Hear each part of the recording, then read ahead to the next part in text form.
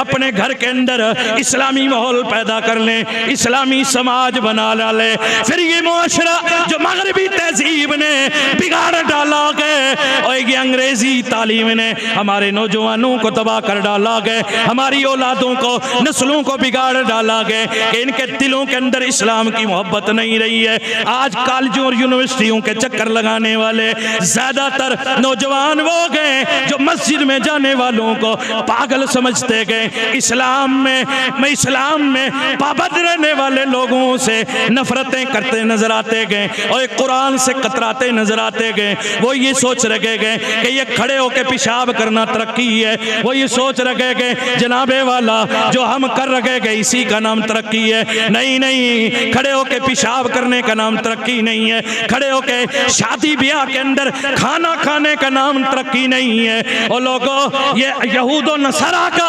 बनाया हुआ लिबास पहन करके चलना घूमना कि हमारी पेंट की प्रेस ना टूट जाए, इसका नाम तरक्की नहीं है। अगर तरक्की चाहते हो तो तरक्की का कायनात में एक ही दरवाजा है, वो अल्लाह और उसके रसूल के दर पे आ जाओ। हम दुनियावी तालीम के खिलाफ नहीं है कि ये अंग्रेजी तालीम, ये मगरबी तहजीब, लेकिन जहां तक शरीयत इजाजत दे रही है वहीं तक जायज है।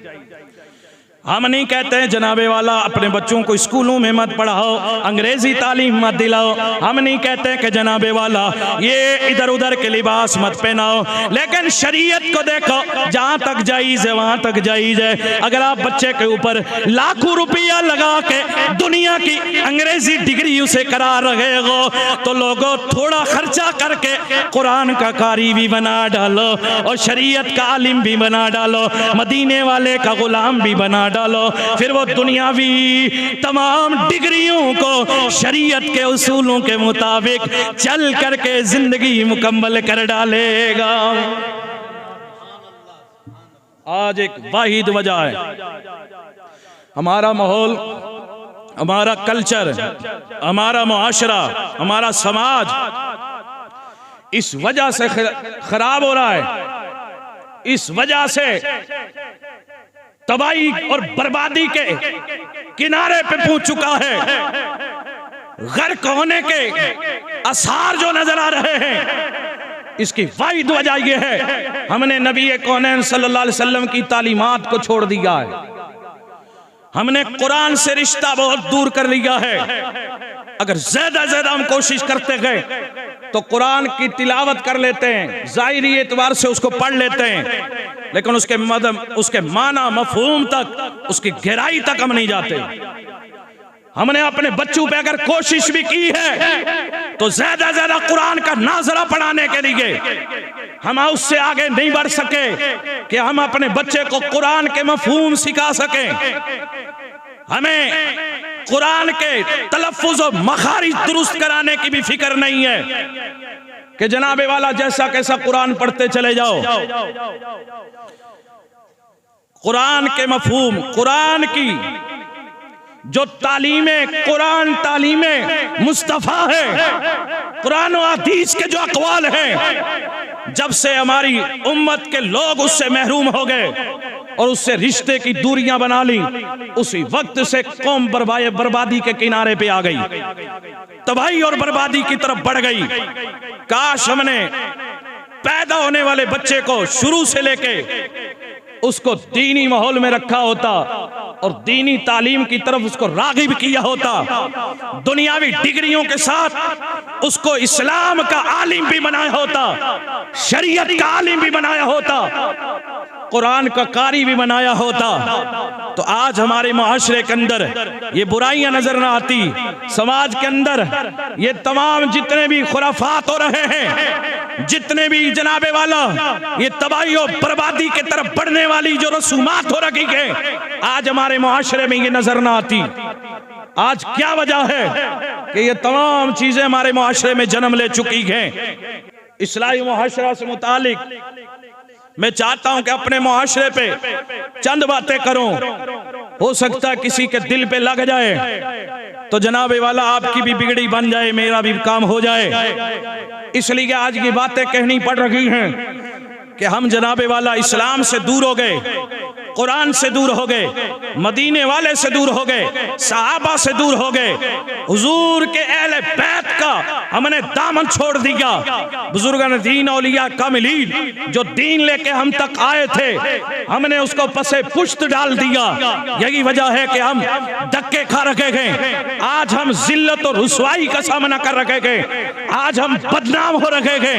लोगों, अगर इज्जत चाहते हो, वकार चाहते हो, तो रसूलुल्लाह सल्लल्लाहु अलैहि वसल्लम के दरवाजे पे आ जाओ। इंशाअल्लाह आज भी इज्जत मिलेगी, आज भी वकार मिलेगा, आज भी प्यार मिलेगा, आज भी मोहब्बत मिलेगी, आज भी बुलंदी मिलेगी, आज भी बादशाहत मिलेगी। कौन सी बादशाहत? जो रब अता करता है।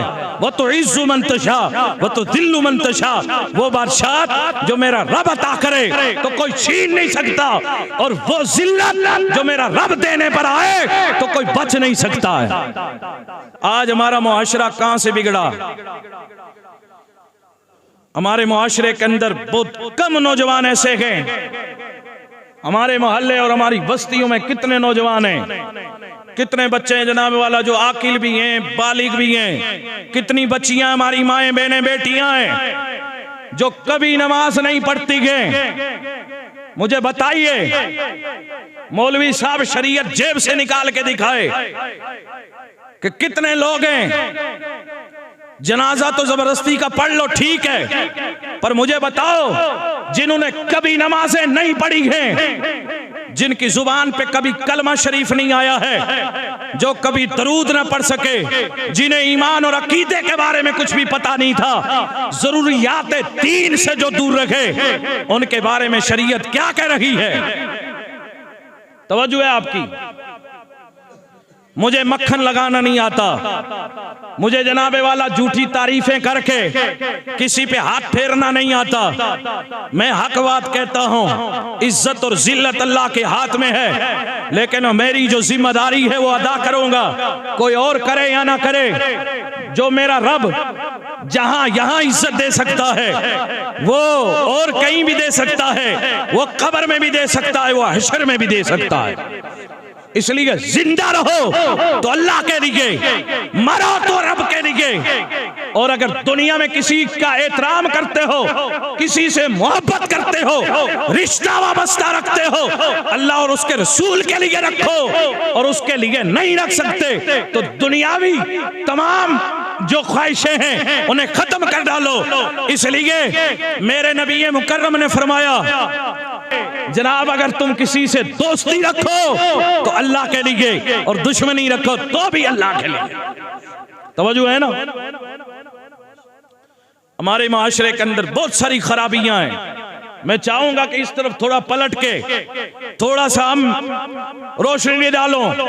काश अगर आज हमने अपने बच्चे के हाथ में मोबाइल ना दिया होता, अपने बच्चे के हाथ में कुरान दिया होता, हमारी कौम ना बिगड़ती।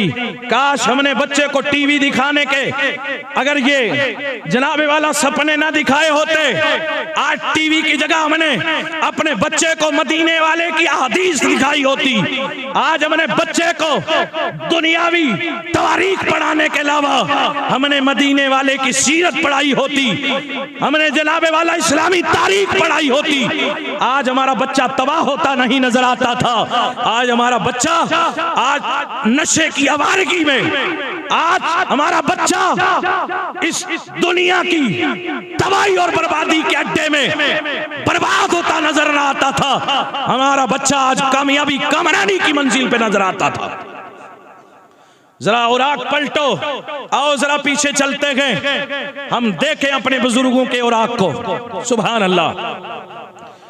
ये बात याद रखें, अगर हमारी नस्ल तबाह हो रही है, बर्बाद हो रही है नशे के अंदर या और खुराफात के अंदर, उसके जिम्मेदार सबसे पहले उनके वालिदैन हैं। कौन है? वालिदैन हैं, जिन्होंने बच्चे को छोटे होते ही उठा के ये नहीं सिखाया कि बच्चे मस्जिद चल, बच्चे नमाज पढ़, बच्चे ये झूठ है, झूठ नहीं बोलना, झूठ गुनाह कबीरा है, हराम है, दोज़ख में ले जाने वाला अमल है। कब्र में अजाब का सबब है, इसलिए इससे बच। बच्चे हराम नहीं खाना, बच्चे सच बोलना, बच्चे कुरान पढ़, ये अल्लाह की किताब है, बच्चे ये सीरत की किताब है, मदीने वाले आका सल्लल्लाहु अलैहि वसल्लम की शान और अजमत है, इसे पढ़, सीख और देख अल्लाह वालों ने जिंदगी कैसे गुजारी है, तू भी ऐसे गुजार। काश ये तरबियत की होती ना। अल्लाहु अकबर। आज से ऐद कीजिए कि इंशाअल्लाह हम अपने बच्चों को नमाजी बनाएंगे, कुरान का कारी बनाएंगे। अगर ये माहौल पैदा हो गया इंशाअल्लाह हमारे माशरे की सारी खराबियां दूर हो जाएंगी, सारी बीमारियां दूर हो जाएंगी। अल्लाह पाक अमल की तौफीक अता फरमाए। मजीद इस पे मुझे कुछ अहम बातें करनी अगले जुमे करूंगा। अल्लाह पाक अमल की तौफीक अता फरमाए। हक कहने, हक सुनने, हक पर अमल की तौफीक अता फरमाए। कहने में, सुनने में कोई खता हुई अल्लाह पाक माफ फरमाए। सब मिल के पढ़िए अस्तगफिरुल्लाह ताला रब्बी मिन कुल्ली दम्बिन व अतूबु इलैहि व अस्सलातु तौबा ला इलाहा इल्लल्लाह मुहम्मदुर रसूलुल्लाह व मा अलैना इल्लल बलाग। मोहब्बत से सदा लगे सल्लल्लाहु